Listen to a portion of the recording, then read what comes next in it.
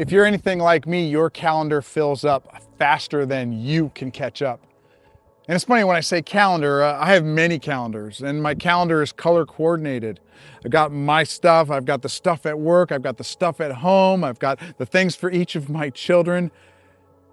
You see, we live in a culture that kind of celebrates busyness, but I think if we're honest about it, this hurry that we experience is killing our peace.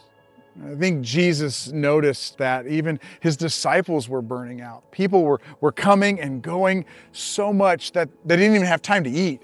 And Jesus said, "Come with me by yourselves to a quiet place and get some rest." When I was in seminary, I read this book by Richard Swenson called Margin. Super simple title. But I love the book and I love the idea behind it.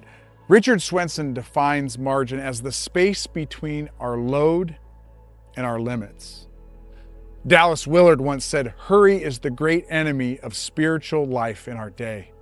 You must ruthlessly eliminate hurry." Well, I'd love these two quotes and I'd love to say that those are a foundation of my life. The truth is, they've always kind of just been in the back of my mind.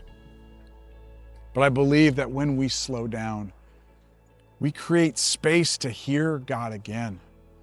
It says in Ecclesiastes 4:6, "Better one handful with tranquility than two handfuls with toil and chasing after the wind."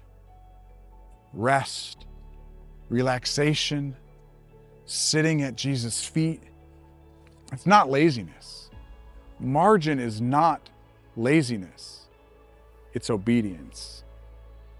So I got a challenge for you this week.